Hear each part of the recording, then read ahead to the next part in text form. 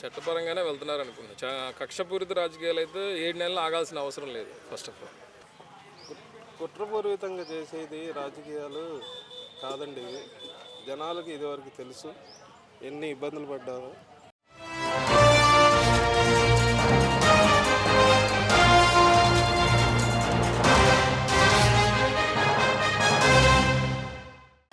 మీ పేరు? ప్రదీప్ రాజు నా పేరు. ఎలా ఉందండి? కూటమి ప్రభుత్వం వచ్చి 7 నెలలు అవుతుంది కదా. డిప్యూటీ సీఎం పవన్ కళ్యాణ్ గారు కానీ, ఇటువైపు చంద్రబాబు నాయుడు గారు కానీ రూలింగ్ పరిపాలన ఎలా ఉంది అంటే ఏం చెప్తారు? బాగుందండి. ఈ 7 నెలల్లో ఎటువంటి పరిపాలన చూసారంటే ఏం చెప్తారు?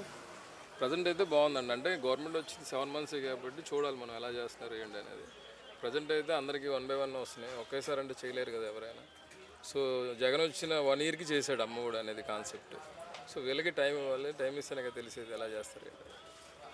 ఓకే, రీసెంట్గా చూసుకుంటే వంశీ గారిని అరెస్ట్ చేశారు. దీని మీద మీ అభిప్రాయం ఏంటి? నాకు తెలిసి కరెక్ట్గానే చేస్తున్నారు అనిపించింది. ఎందుకంటే అధికారం ఉంది కదా అన్న బలంతో చాలా విచ్చలవిడిగా చేశారు. కానీ ఆ ఏజ్కి ఆయనకి ఆ పార్టీ ఆఫీస్ దాకా వెళ్ళి చేశారు అంటే అది కరెక్ట్ కాదు. సో చట్టపరంగానే తీసుకున్నారని మేమైతే అనుకుంటున్నాం. మీరేమో చట్టపరంగా తీసుకున్నారు యాక్షన్ అనేది అంటున్నారు. అపోజిషన్ వాళ్ళు ఏమంటున్నారు, అధికారం చేతిలో ఉంది కాబట్టి వీళ్ళు చెలరేగిపోయి మా మీద అక్రమంగా కేసులు పెడుతున్నారు, మమ్మల్ని టార్గెట్ చేస్తున్నారు అని అంటున్నారు కదా. చట్టపరంగానే అరెస్ట్ చేస్తున్నారు తప్ప ఇళ్ళ మీదకి వెళ్ళి దాడి ఏం చేయట్లేదు కదా ఈ గవర్నమెంట్. లాస్ట్ టైం గవర్నమెంట్ ఏం చేసింది, డైరెక్ట్ పార్టీ ఆఫీస్ దాకా వెళ్ళి గొడవ చేశారంటే అది మామూలు విషయం. వీళ్ళు చట్టపరంగా కేసు పెట్టి చట్టపరంగా ఎంక్వైరీ చేస్తున్నప్పుడు తప్పేం లేదనిపిస్తుంది. అంటే రెడ్ బుక్ని అడ్డం పెట్టుకొని రెడ్ బుక్ పరిపాలన చేసుకుంటూ మమ్మల్ని చాలా ఇబ్బందులు పెడుతున్నారు అని చెప్పేసి అని అంటున్నారు కదా. రెడ్ బుక్ లేదు, వైట్ బుక్ లేదండి. ఇదేంటంటే చంద్రబాబు నాయుడు గారి మీద ఉన్న నమ్మకంతోనే. ఎందుకంటే ఆయనకున్న విజనరీ. ఆయన చిన్నపిల్లల్లాగా చేసే తత్వం ఏం కాదు. ఆయన ఒక విజనరీ. ఆయన ఒక అడ్మినిస్ట్రేటివ్ డెవలప్మెంట్ చేశారు. హైదరాబాద్లో చూసాము, మనం ఏపీలో చూసాము. లాస్ట్ టైం ఏంటంటే ఒక అవకాశం అన్నారు, ఇచ్చారు. ఆ అవకాశాన్ని వాళ్ళు సరిగ్గా వినియోగించుకోలేదని మేము అనుకుంటున్నాం. అంటే ఇప్పుడు ఈ వంశీ గారి అరెస్ట్ పైన నిజంగానే కక్ష రాజకీయాలు ఉన్నాయంటారా, లేదు అంటే చట్టపరంగానే వెళ్తున్నారంటారా? చట్టపరంగానే వెళ్తున్నారు అనుకున్నా. కక్షపూరిత రాజకీయాలు అయితే 7 నెలలు ఆగాల్సిన అవసరం లేదు. ఫస్ట్ ఆఫ్ ఆల్ మరి ప్రీవియస్గా చూసుకుంటే ఆయన చాలా మాట్లాడినారు కదా వంశీ, దీని గురించి ఏమంటారు? ఇప్పుడు అన్నం పెట్టిన పార్టీ, సీట్ ఇచ్చిన ఎమ్మెల్యే వాళ్ళనే అంత దుర్భాషలాడారు. వాళ్ళ వైఫ్ని కూడా తీసుకొచ్చారు. అది అయితే రాంగ్. అది అందరికీ అర్థమైపోయింది జనాలందరికీ. సో ఏంటంటే చట్టపరంగానే వెళ్తున్నారని మాకు అనిపిస్తుంది. ఓకే, మరి ఐటీ మినిస్టర్ నారా లోకేష్ గారి గురించి ఏం చెప్తారు? ఆయన కూడా బాగా చేస్తున్నారు. ఆయన పాదయాత్ర యోగాలను చాలా బాగా సక్సెస్ అయింది. అలాంటి నాయకులు ఉండాలి మనకి ఫ్యూచర్లో. సో మేమైతే ఈ కూటమి ప్రభుత్వంలో పవన్ కళ్యాణ్ గారు, చంద్రబాబు నాయుడు గారు, నారా లోకేష్ గారి నాయకత్వాన్ని ఇంకొక 10 ఏళ్ళు చూడాలని మేము కోరుకుంటున్నాం. ఒక మాటలో ఏం చెప్తారు ఈ ప్రభుత్వం గురించి? ఒక మాటలో చెప్పాలంటే చాలా బాగా చేస్తున్నారు. ఇలాగే కంటిన్యూ ఉంటే ఇంకా బాగుంటుందని అందరూ. అంటే కూటమిలో ద్వేషాలం లేకుండా అందరినీ సమానత్వంగా చూసుకుంటూ వెళ్తే కార్యకర్తలు అందరూ ఇంకా బాగుంటుంది. రాబోయే రోజుల్లో అభివృద్ధి పరంగా చూసుకుంటే ఎలా ఉండబోతుంది అనుకుంటున్నారు? అంటే చంద్రబాబు నాయుడు గారు అనగానే ఒక సీనియర్ నాయకుడు అని అంటారు కదా. అవునండి. లోకేష్ గారు కూడా తిరుగుతున్నారు ఒకవైపు పరిశ్రమలు తీసుకొని రావాలి అని చెప్పేసి అని.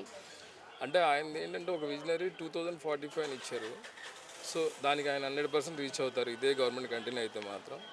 లేదు మధ్యలో ఏమైనా చేంజ్ అయితే మాత్రం మళ్ళీ స్పాయిల్ అయిపోయింది ఆంధ్రప్రదేశ్ అంతా. ఇంకా ఆల్రెడీ ఒక 10 years 20 years బ్యాక్ వెళ్ళిపోయింది జగన్ వచ్చినాక. ఇంక మళ్ళీ ఏమన్నా గవర్నమెంట్ ఏమైనా మారితే ఇంక మళ్ళీ చెప్పలేము. ఇంకా ఈ ఆంధ్రప్రదేశ్ని ఎవడు కాపాడేవాళ్ళు లేదు, ఒక పవన్ కళ్యాణ్ తప్ప నాకు తెలుసు. మరి పవన్ కళ్యాణ్ గారు కూడా రాబోయే రోజుల్లో ప్రజలకు ఇంకా మంచి చేస్తారని నమ్మకం ఉందా? ఆయన చాలా బాగా చేస్తున్నారు. డిప్యూటీ సీఎం అనే కాకుండా ఆయన ఒక బాధ్యతగా ఏ నియోజకవర్గంలో ప్రాబ్లం ఉన్నా ఆయన వెళ్ళిపోతున్నారు. సో ఏంటంటే ఆయన అంటే ఒక భయం వచ్చేసింది. ఇప్పుడు పని చేయనివాడికి కూడా భయం అంటే పవన్ కళ్యాణ్కి తెలిస్తే పవన్ కళ్యాణ్ వచ్చేస్తాడన్న భయంతోనే పని చేస్తారు. కూటమిలో ఏ పార్టీ నాయకులైనా సరే. గతంలో ఒక డిప్యూటీ సీఎం ఇలా ప్రజల్లో తిరగడం కానీ ఎక్కడైనా చూసారా? అసలు ప్రజల్లోకి రావడం చూడలేదండి. 5 డిప్యూటీ సీఎం ఉన్నారు జగన్. ఒక్కడు కనపడలే మాకు. ఇప్పుడు ఈయన తిరుగుతున్నారు. ఇప్పుడు ఈయన హైలైట్ అయింది. ఈయనకి ఇవ్వడం వల్లే హైలైట్ అయింది. డిప్యూటీ సీఎం అనే పోస్ట్ హైలైట్ అయింది. ఓకే అండి. మీ పేరు? సుమన్ నాయక్. ఎలా ఉందండి ప్రజెంట్ కూటమి ప్రభుత్వం వచ్చి 7 నెలలు అవుతుంది కదా, పరిపాలన అనేది చూసుకుంటే ఎలా అనిపించింది? ఇదివరకంటే ఇప్పుడు చాలా 100 రెట్లు బెటర్గా కనిపిస్తుంది. కొన్ని పథకాలు రావట్లేదని అంటున్నారు కానీ కేంద్ర ప్రభుత్వం వచ్చిన సపోర్ట్ ఇప్పుడు రాష్ట్ర ప్రభుత్వం రెండు కలిసి ముందుకెళ్తున్నాయి. కొద్దిగా బడ్జెట్ కూడా వాళ్ళు కూడా చూసుకొని మిగతా పథకాలన్నీ అమలు చేస్తారని కోరుకుంటున్నాను. గత 5 సంవత్సరాలు కూడా చూసారు కదా అండి. గత 5 సంవత్సరాలు ఎలా అనిపించింది అంటే ఏం చెప్తారు? గత 5 సంవత్సరాల కంటే ఇప్పుడు చాలా బెటర్ అండి. రోడ్లు కానీ ఏదన్నా కానీ ప్రభుత్వం చేసే పథకాలు కానీ స్టెప్ బై స్టెప్ చేసుకుంటూ వస్తున్నారు. అది కూడా ప్రజలు గమనించాలి. చాలా బాగుంటుంది అని ముందు అని అనుకుంటున్నాను. ఓకే, రీసెంట్గా చూసుకుంటే వంశీ గారిని అరెస్ట్ చేశారు.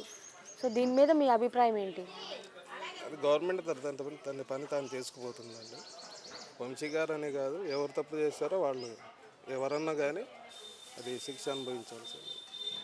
అంటే అపోజిషన్ వాళ్ళు ఏమంటున్నారంటే అధికారం చేతిలో ఉంది అని చెప్పి మా మీద విచ్చలవిడిగా కేసులు పెడుతున్నారు, అన్యాయంగా మమ్మల్ని ఇరికిస్తున్నారు అని అంటున్నారు కదా. కుట్రపూరితంగా చేసేది రాజకీయాలు కాదండి. ఇది జనాలకు ఇదివరకు తెలుసు ఎన్ని ఇబ్బందులు పడ్డారో. దాని గురించే పోలీసు వాళ్ళు తన చట్టం పని తను చేసుకుపోతుంది. దీన్ని అందరూ ఒక కుట్రపూరితం కాకుండా చూడాలని కోరు. నిజంగానే ఈ ప్రభుత్వం అధికారాన్ని చేతిలో పెట్టుకొని అపోజిషన్ వాళ్ళ మీద కక్షపూరితంగా పెడుతుందంటారా? ఇప్పుడు వంశీ గారి విషయంలో కూడా చూసుకుంటే అలానే చేశారంటారా, లేదంటే చట్టపరంగా వెళ్తున్నారంటారా? చట్టపరంగానే ఆ టీడీపీ ఆఫీస్ అనేది కేంద్ర కార్యాలయం చూశారు మీరు కూడా. దాని పరంగానే వెళ్తుంది, దాంట్లో ఎటువంటి సందేహం లేదు. అంటే ప్రీవియస్లో చూసుకుంటే మరి ఆయన వంశీ చాలా మాటలు అన్నారు కదా, దీని గురించి ఏం చెప్తారు? వాళ్ళు అన్న మాటలకి ఇప్పుడు చేసే ఏదన్నా కానీ కేసులు అది ప్రభుత్వం చూసుకుంటుంది. అంటే ఆయన అన్న మాటకే ఈ గవర్నమెంట్ కూడా చట్టపరంగానే తీసుకుంటుంది అని మీ ఒపీనియన్. అంతే. మరి చంద్రబాబు నాయుడు గారు అంటే ఒక విజన్ ఉన్న నాయకుడు అని అంటారు కదా, రాబోయే రోజుల్లో అభివృద్ధి పరంగా చూసుకుంటే ఎలా ఉండబోతుంది అనుకుంటున్నారు? మనం అప్పట్లో చంద్రబాబు నాయుడు ఉమ్మడి కుటుంబం చూసినప్పుడు హైదరాబాద్ ఎంత డెవలప్ చేశారో చూసాం. ఇప్పుడు కూడా దీనికంటే అంతకంటే 2 రెట్లుగా చేస్తారని అనుకుంటున్నాను. Okay, IT minister Nara Lokesh గారి గురించి ఏం చెప్తారు? ఆయన ప్రతి సమస్యకి స్పందిస్తున్నారు. ఆయన చంద్రబాబు నాయుడు గారి ఆశలకు అడుగుజాడల్లో నడుస్తారు. డిప్యూటీ సీఎం పవన్ కళ్యాణ్ గారి గురించి? డిప్యూటీ సీఎం పదవి గారు అంటే పదవికే ఒక వన్నె తెచ్చిన వ్యక్తి పవన్ కళ్యాణ్ గారు. ఇది ఎవరికి డిప్యూటీ సీఎం అంటే ఎవరికి ఏమో అని తెలిసేది కాదు. ఇప్పుడు డిప్యూటీ సీఎం అంటే పవన్ కళ్యాణ్ గారు అన్నట్టుంది ఆయన పాలన. ఎందుకని డిప్యూటీ సీఎం పవన్ కళ్యాణ్ గారు అనగానే మీ మొహంలో వెలుగు? ఎందుకని ఆయన అంటే నమ్మకమా లేదంటే అభిమానమా? ఆయన వచ్చి కూడా 7 months అవుతుంది కదా. ఆయన పార్టీ పెట్టిన కాడి నుంచి ఎంతమంది ఏదన్నా కానీ అలాగే నుంచొని ప్రజల కోసం పోరాడే మనిషి ఆయన. ఆయన ఎప్పుడు ప్రజల గుండెల్లో ఉంటారు. డిప్యూటీ పదవి ఉండని ఉండకపోయినా ఒక రోజుకి సీఎం చూడాలని మా కోరిక. సీఎంగా చూడాలని ఎందుకని అంత అభిమానం ఏంటి అసలు? అభిమానం అంటే ఆయన చేసే పనులు, ఆయన జనాన్ని కోసిన ఎన్ని చేశారో మీకు తెలుసు. అందుకని మాకు గౌరవం, ఆ నమ్మకం. మరి రాబోయే రోజుల్లో కూడా ఇంకా ఇలానే మంచి పనులు కొనసాగిస్తారని నమ్మకం ఉందా పవన్ కళ్యాణ్ గారు? అంటే స్టార్టింగ్ కాబట్టి ఇలా చేస్తున్నారని అంటే లేదు, ఆయన ఎప్పుడు జీవితం ప్రజలకే అంకితం అని చెప్పారు, అలానే ఉన్నారు. మీరు రీసెంట్గా దక్షిణ ఆంధ్రాలో తిరిగినప్పుడు ఎన్ని అభివృద్ధి పనులు చేశారో చూశారు. ఆల్రెడీ ఒక్కొక్కటి అయిపోయి వచ్చినాయి. ఇంకా ఇలాంటి పనులు ఇంకా చేస్తారు కోరుకుంటున్నాను. ఓకే, ఒక మాటలో ఏం చెప్తారు ఈ ప్రభుత్వం గురించి? మంచి ప్రభుత్వం. ఓకే.